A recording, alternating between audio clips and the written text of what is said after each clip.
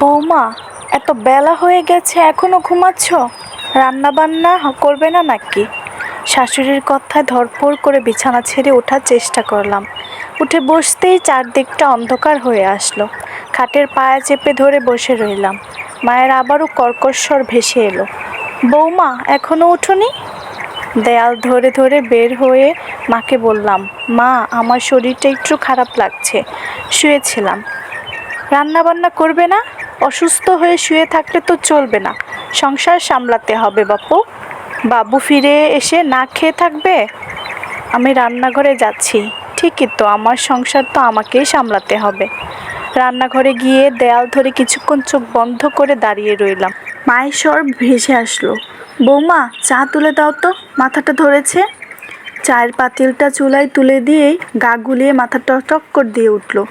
তবুও নিজেকে সামলিয়ে আগুনের সামনে দাঁড়িয়ে রান্না করলাম। বিকেলে ভীষণ অসুস্থ হয়ে পড়লাম, গা পুড়ে যাচ্ছে জ্বরে।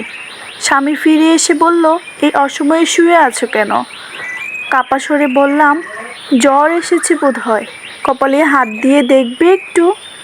স্বামী শার্ট খুলতে খুলতে বলল, কপালে হাত দিয়ে দেখার কি আছে, জ্বর হলে তো বোঝাই যায়। মন ভার করে আর কিছু বললাম না। রাত হতে হতে আরও অসুস্থ হয়ে পড়লাম। সন্ধ্যায় ট্যাবলেট খেয়েও কোনো কাজ হলো না। শাশুড়ি মা ঘরে এলে স্বামী বলল, ওর তো খুব জ্বর। শাশুড়ি মা বলল, ওর বাড়িতে ফোন করে বল আপনাদের মেয়ে অসুস্থ, ওর মাকে আসতে বল। ওনার কথায় স্বামী ফোন বের করে কল করবে, তখনই বললাম, না থাক, আমায় কাউকে সেবা করতে হবে না, তোমরা ব্যস্ত হইও না। এটা শুনে শাশুড়ি মা চলে গেলেন। স্বামী বেলকনিতে গিয়ে সিগারেট ধরিয়ে বসে রইল। মনে মনে ভাবলাম, এই শাশুড়ি স্বামী সামান্য অসুস্থ হলে আমার রাতের ঘুম উড়ে যেত, সেবা যত্ন করে সুস্থ করে তুলতাম। আর আজ আমি অসুস্থ, সেবা করার জন্য আমার মাকে আসতে বলা হলো।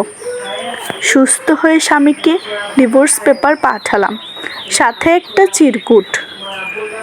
অসুস্থতায় যদি নিজের মায়ের প্রয়োজন হয়, তাহলে সুস্থ অবস্থায় পরের মা ছেলেকে কেন পালবো?